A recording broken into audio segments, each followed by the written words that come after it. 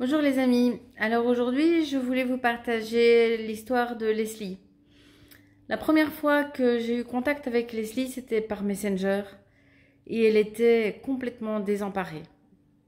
Nous étions en octobre 2020 et c'était, je pense, parce que je m'y perds finalement, on n'était pas loin du second confinement ou en plein dedans, je ne sais plus.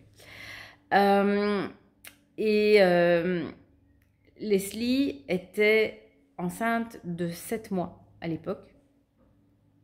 Et cela faisait 11 jours qu'elle toussait énormément, qu'elle avait du mal à respirer et que sa fièvre ne descendait pas en dessous de 39. Donc elle oscillait entre 39 et 40, elle était vraiment moche depuis 11 jours. Évidemment, vous vous doutez, elle avait ce fameux microbe dont on nous a beaucoup parlé et qui a bloqué toute la planète. Dans ce contexte-là, le traitement qu'on lui avait donné, c'était du Doliprane, du paracétamol. En Belgique, c'est du Dafalgan, du Perdolan, enfin bon. Il faut savoir quand même qu'en cas de bronchite ou de pneumonie, avant cette fameuse crise sanitaire mondiale, les médecins traitaient leurs patients avec des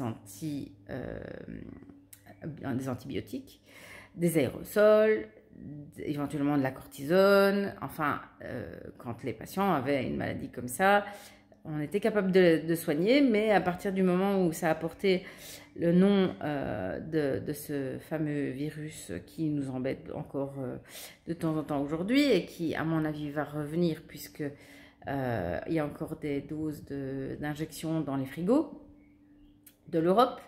Eh bien, à partir de ce moment-là, on a cessé de réfléchir en médecin et on a réfléchi en mouton et on a prescrit des antidouleurs pour les gens qui étaient très malades. Et les antidouleurs, en particulier chez les femmes enceintes, ben, ils sont un peu limités. Hein. Donc, jusqu'en 2019, on savait que le paracétamol est suspecté de donner des troubles du comportement chez les bébés exposés in utero et que ça peut féminiser les petits fœtus garçons. Mais là, à partir de 2020, c'était le meilleur traitement du monde pour les pneumonies à 19. Et donc, Leslie est extrêmement mal en fait.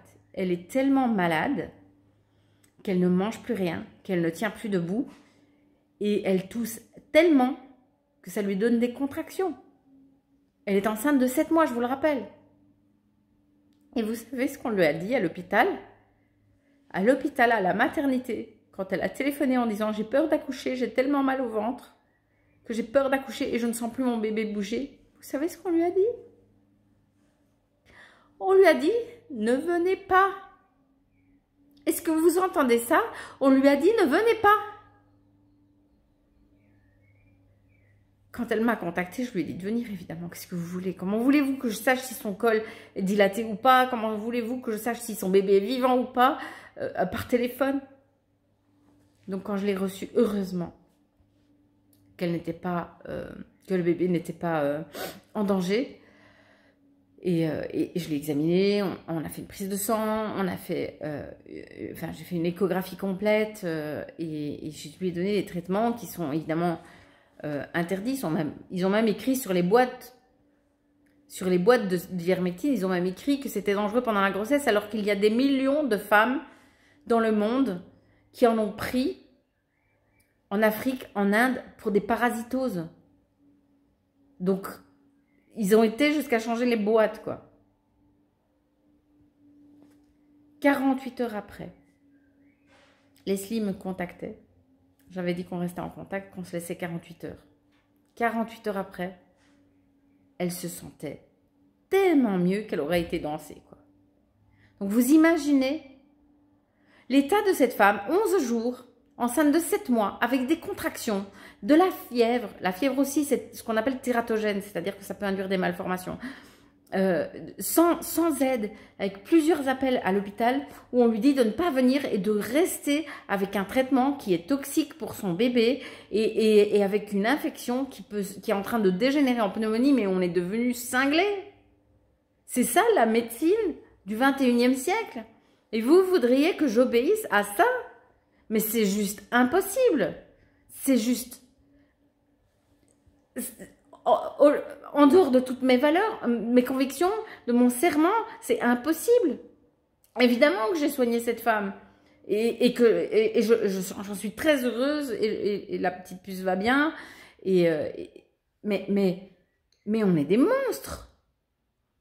On est vraiment devenus des monstres. Il faut qu'on ait conscience de ça. Oh, les médecins, vous êtes où là? Comment avez-vous pu dire à cette femme, ne venez pas?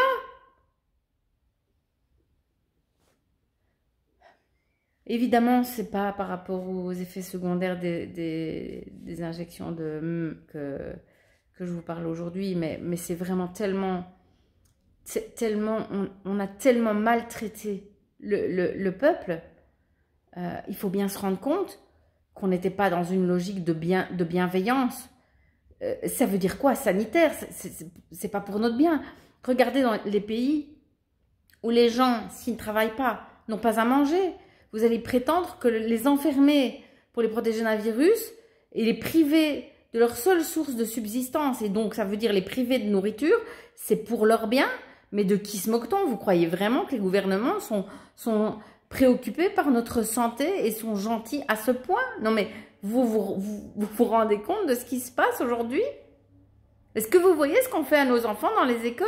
Je ne vais pas partir là-dedans parce que sinon je vais vous faire une vidéo trop longue, mais il faut vraiment, vraiment que vous soyez conscients et conscientes que ça ne va pas du tout, que les États ne sont pas bienveillants, mais au contraire, qu'il y a derrière tout ça un totalitarisme qui ne dit pas son nom et qui est extrêmement malveillant, et que ce n'est pas en obéissant que vous allez aller bien.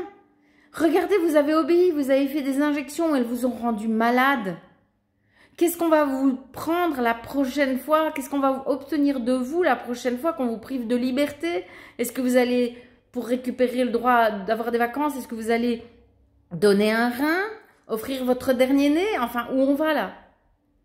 Vous allez tendre le poignet pour qu'on vous mette une puce?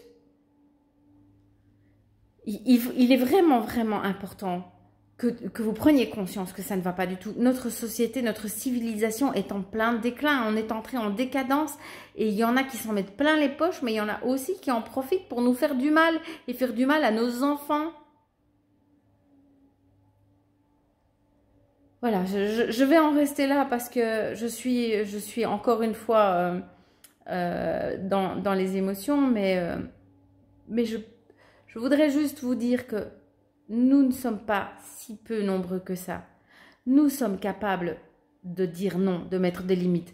Le problème, c'est qu'il va falloir dire non et mettre des limites face à des gens dont on nous a appris qu'il fallait les respecter. On va devoir dire non à des policiers. On va devoir dire non à des ministres. On va devoir dire non à des juges.